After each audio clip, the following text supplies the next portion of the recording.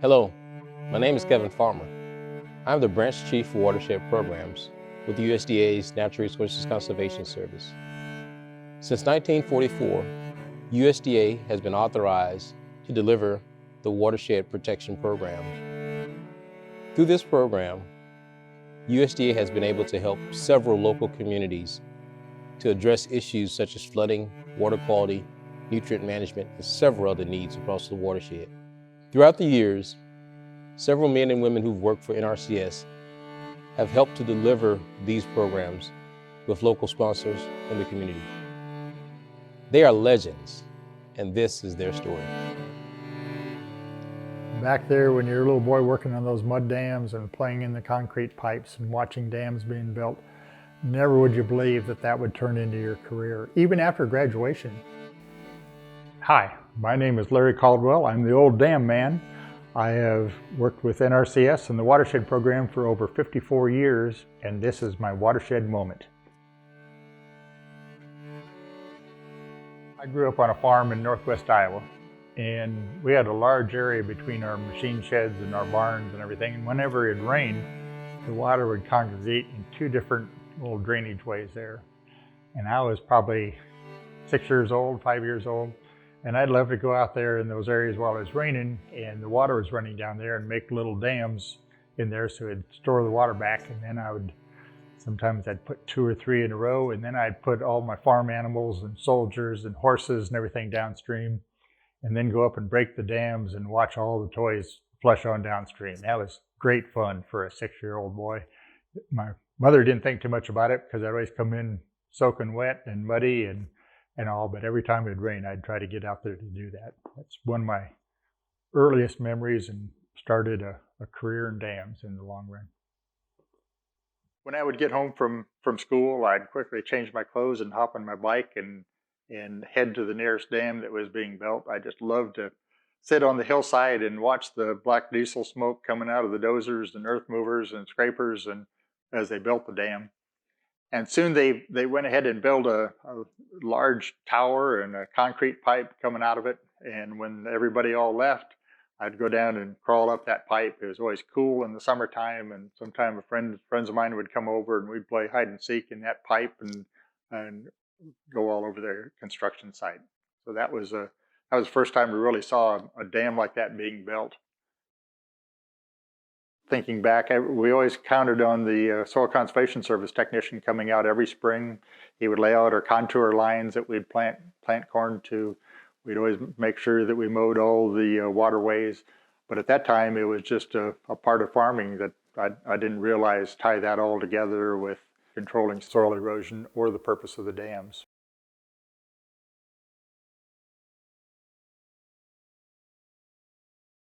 You know, at the time, thinking back when I was in high school, I don't recall that I was really thinking that was going to be my career. I was more thinking about what school you were going to go to. And I was really planning to go to South Dakota State in Brookings, South Dakota, because it was closer to our home and all. But you had to put down 2 schools, so I also put down Iowa State University. And then after a short while, I found out that almost 1/4 of our graduating class from high school was going to Iowa State. So I figured they must know something that I didn't. So I applied to Iowa State also, and I got accepted. And then shortly after that, I got a postcard in the mail. And I think this is one of those random happenings that happens to you in life that you don't think much of at the time, but when you look back, you see that thread that developed that really influenced the rest of your life and your career. And that thread, in my case, was Watershed Program. And this postcard that I got that came from Soil Conservation Service and said they were starting a new program called the co-op program. And if you're interested in becoming an ag engineer and interested in conservation, that they would have a summer job for me in my local field office in my home county.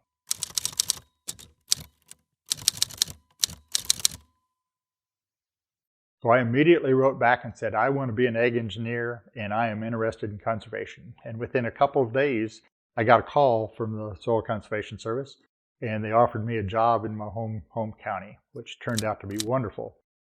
At the time, one of the deciding moments was I was only getting paid $1.25 to bale hay with the neighbors and all, and this job paid $1.75 an hour. So that kind of was a no-brainer. But it turned out to be a fantastic experience and started a long career.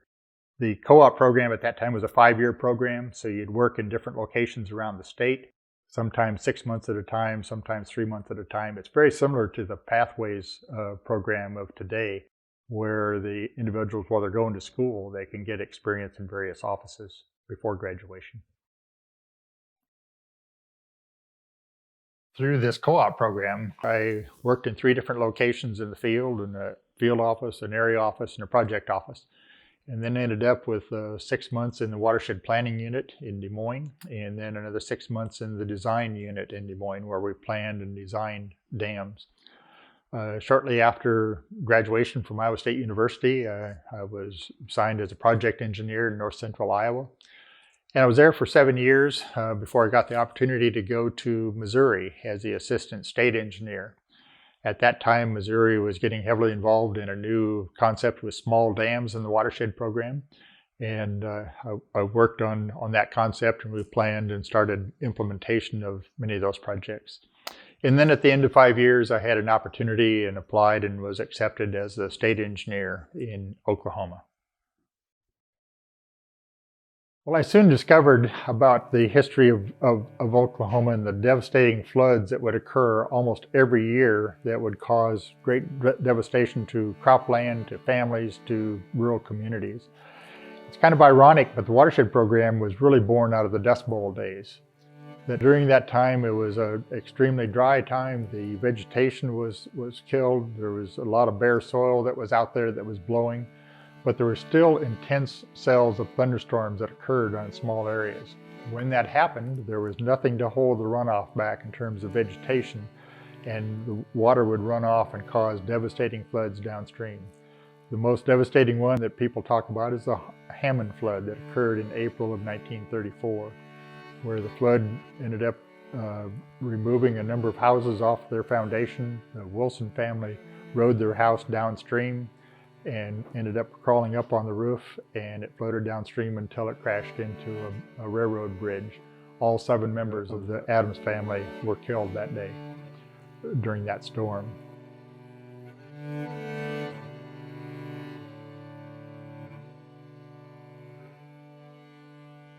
Those types of floods occurred throughout the Midwest at that time. That caused Congress to act to come up with an authorization of a watershed program. The Flood Control Act of 1944 was therefore authorized, and it authorized 11 projects in 12 states. The Washita River Basin in Oklahoma was one of those 11 projects. Oklahoma leaders were ready to start implementation immediately, and in fact, the very first dam, a watershed dam in the nation, was built as Cloud Creek Site 1 down in southwest Oklahoma by Cordell. To show the importance of and how people was really supporting this program, Hugh Hammond Bennett, who was the first chief of the Soil Conservation Service, came to the dedication ceremony that was held on July 8th of 1948. The newspaper accounts say that the governor was here, the military bands were here, and 10,000 people attended that dedication ceremony.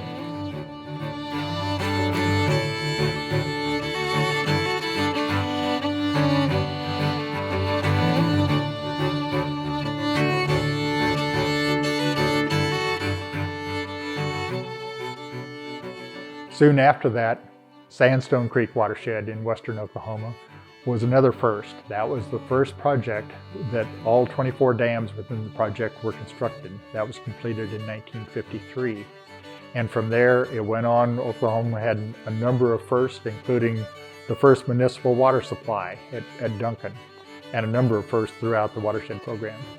That continued on for 2 decades. Nationwide, there was an average of 1 dam being built each and every day for this 20-year period. And in Oklahoma, it was 2 dams every week during that same period.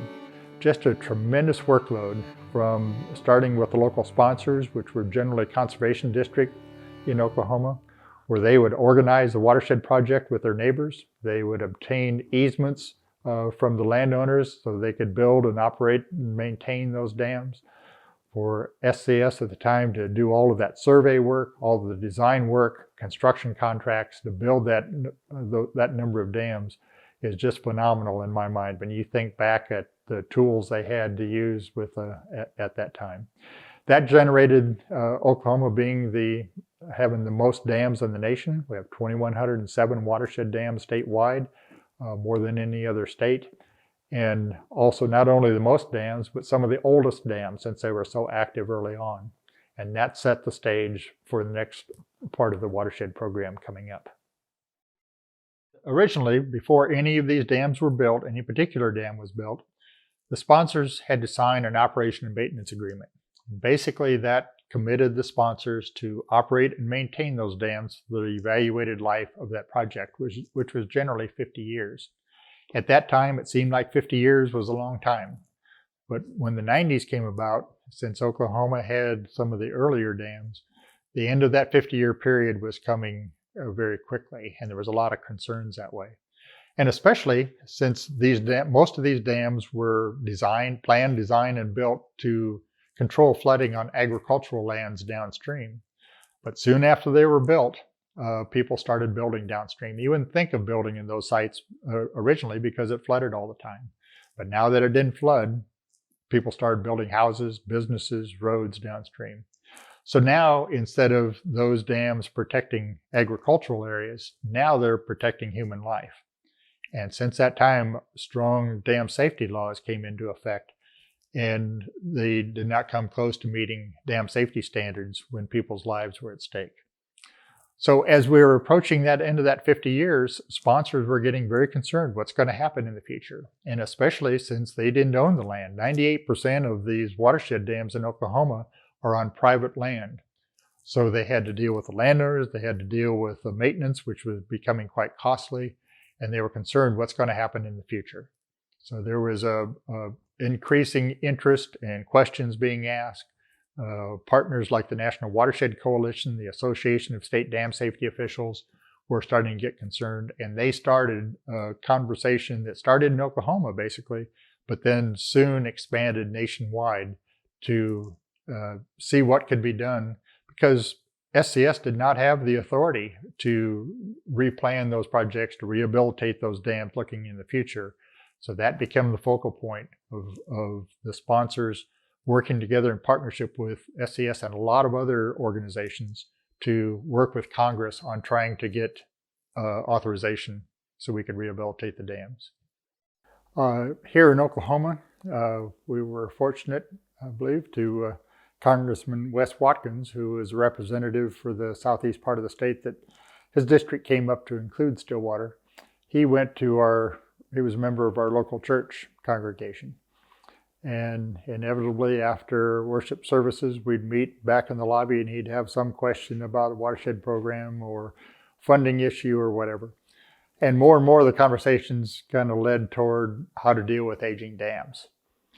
So in the fall of 2008, in summer of 2008, he said, well, at some point in time, you need to come to DC to talk to our Ag Committee to tell them the story of the aging dams. And which scared the devil out of me, this small farm Iowa boy in Iowa going to DC and talking to an Ag Committee. But later that fall, I got approval to go in, and we didn't have PowerPoint at that time, but we had slides. So went in and made a presentation to the House Agriculture Committee. And they asked a lot of good questions because some of them were posed by their constituents back home. And within a month, Wes Watkins introduced 4409, which was the beginning of a legislation to give SCS authorization for a rehab bill. He knew it wasn't going to pass because that was the end of the 105th Congress and it ended in a couple of months. But he wanted to get the thinking started and the ball rolling ready for the next session. So with that and all the efforts of the partners working with theirs back home, the political process was beginning to take shape.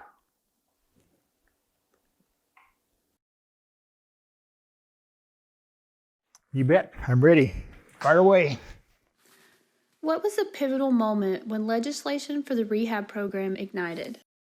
Well, there was a number of different things that was happening during that time with all the conversations going across Oklahoma as well as the nation on from sponsors and conservation districts and other partners.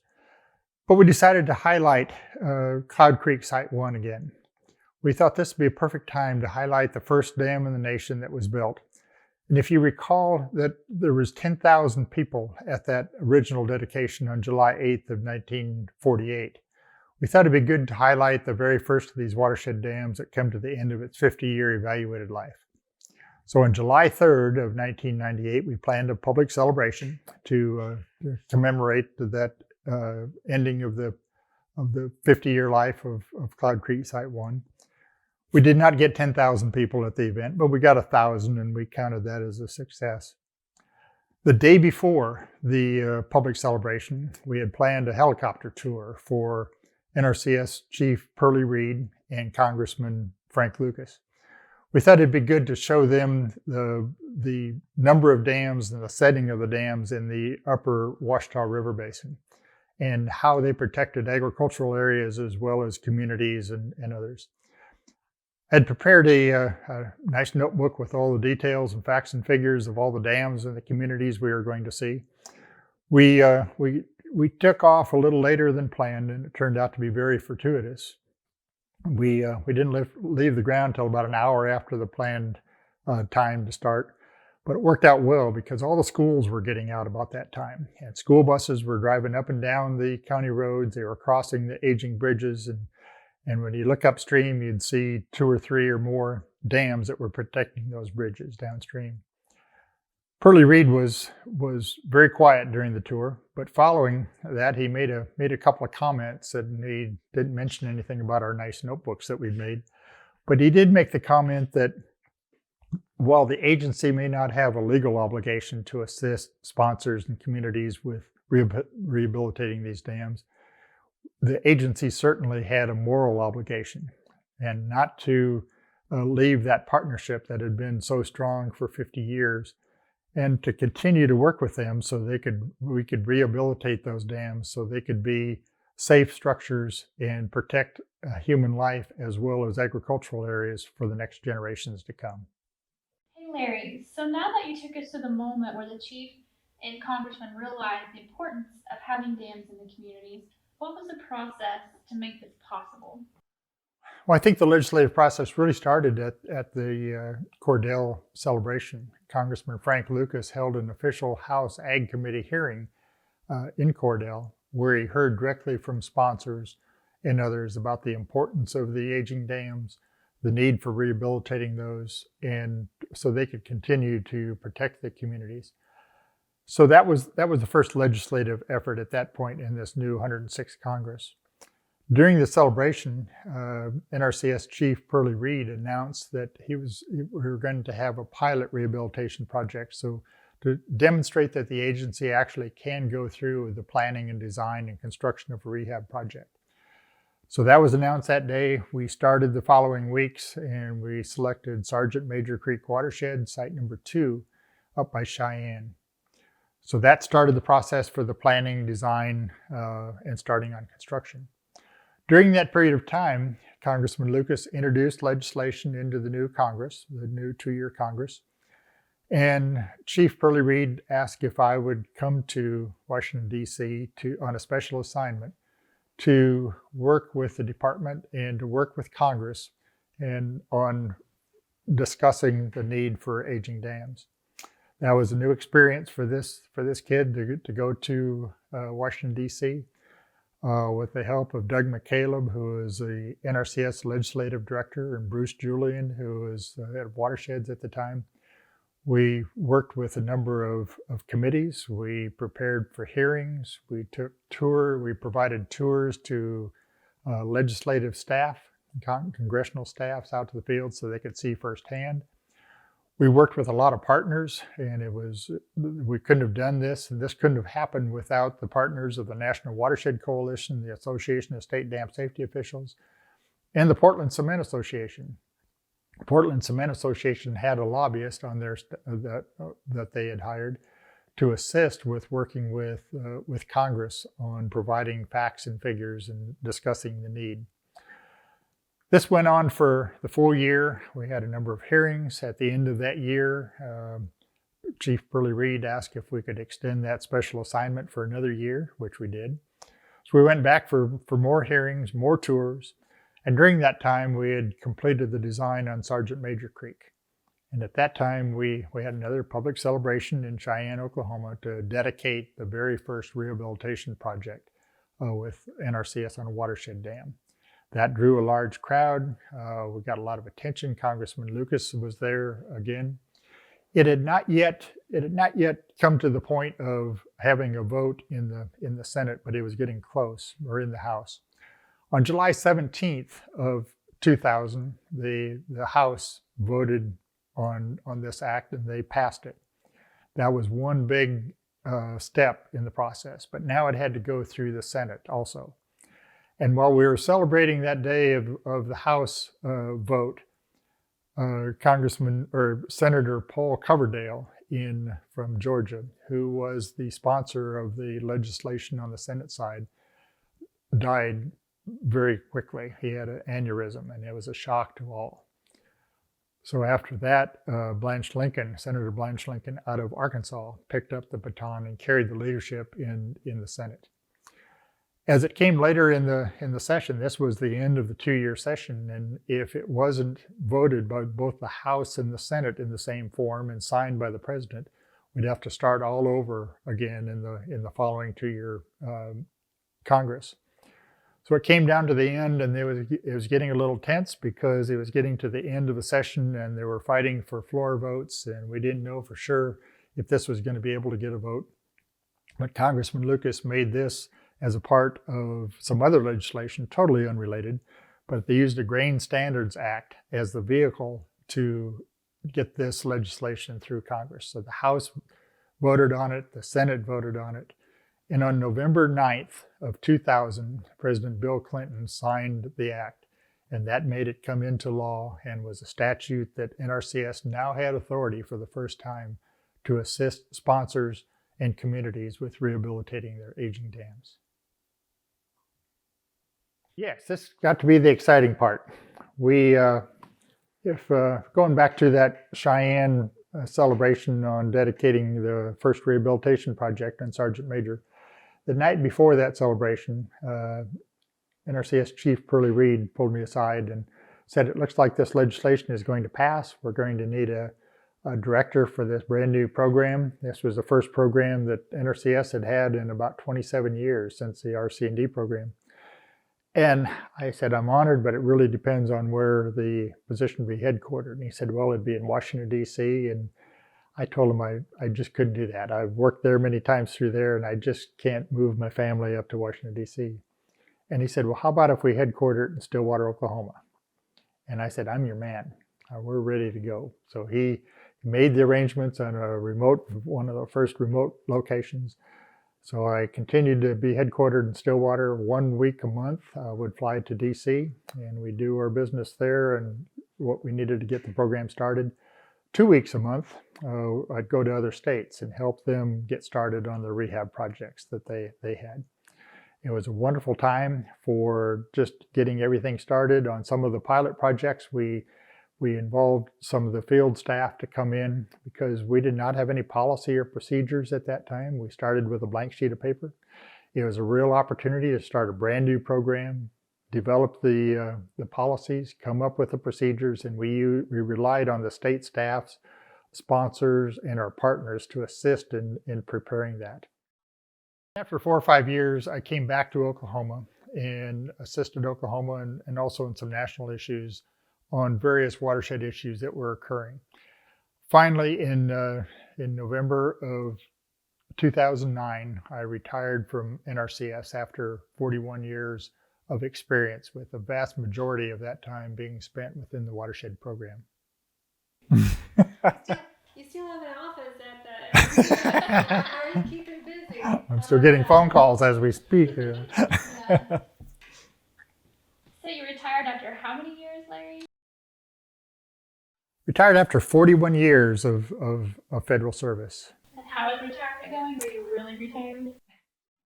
I haven't handled this retirement gig really well. After retiring from NRCS, the following week I started with the Oklahoma Conservation Commission on a part-time basis. And we were able to formulate a team of 4 other retired NRCS staff who would work with the watershed program through their entire careers. And for the next 10 years, we worked on items like doing assessment reports, doing breach inundation maps, doing inspections of dams, preparing emergency action plans, working with sponsors to help them get to that point. After 10 years, retired from the Oklahoma Conservation Commission, and I thought I would retire. And I actually retired for a full year, but I was starting to get so many calls and I was volunteering so much time, I was asked if I would come back on this ACES program to assist on a part-time basis, to work with the new program on dam watch, and to continue on some watershed issues that we dealt with for our entire career. So a couple of years ago, I started on ACES and continuing on to this day. We're working on a number of watershed issues as we were before, just to assist different sponsors and respond to questions that come up. And also working with a program called Dam Watch, where we put all of the information on all of the 12,000 dams on the internet, tie it together with the Weather Service, so that we can tie this together to have all the documents, the construction drawings, operation and maintenance agreements, inspection reports, EAPs, have them available for sponsors and NRCS staffs on the internet so they could download those and access those at any time. We've done a number of improvements to that program, and I really wanted to see that through. So we are continuing to work on that phase of the program at this point in time.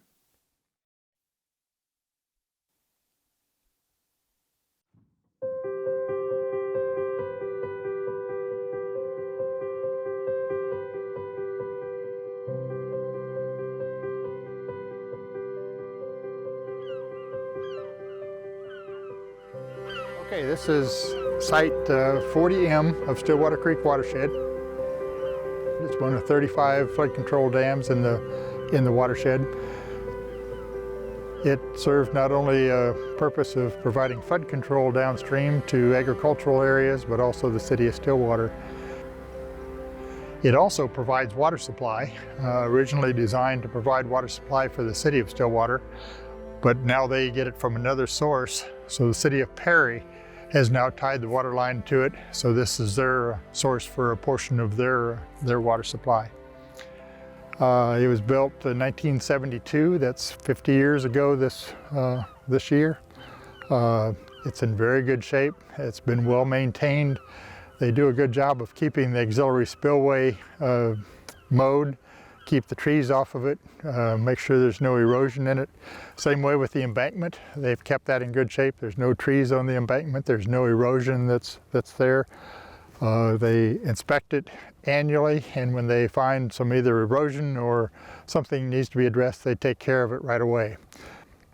And if you can see in the background, the rock riprap that's there for erosion, for protection against wave action coming in to protect the embankment, after 50 years really looks in excellent shape.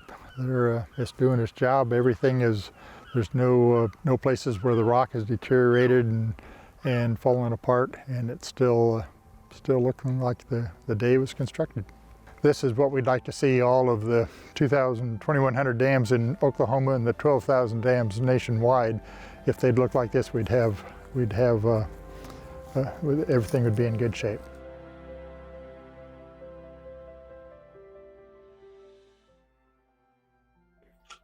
much, Larry, for spending the day with us today. And I also want to thank you for serving our nation through the Watershed Program. You are a legend yourself. And I also want to thank you for being such an amazing mentor to me.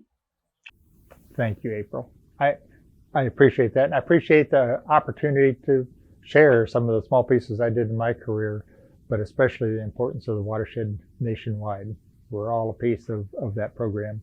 And I appreciate your efforts as one of the younger employees looking ahead. You're going to provide that legacy looking ahead for future generations. Thank you.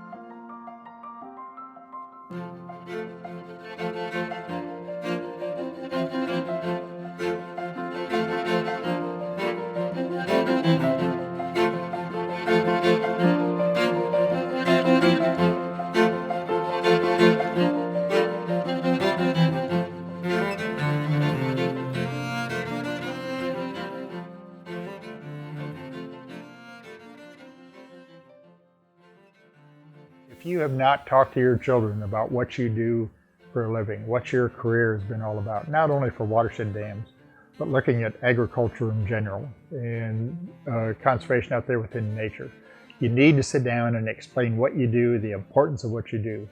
So I challenge you tonight that if you have not done that and you have small children even, get them on your lap and begin to tell them the watershed story and the need for conservation looking ahead. If that is done enough, and everybody does their part in terms of education of the elected officials, of the people responsible for maintenance on these dams, and local landowners and community leaders.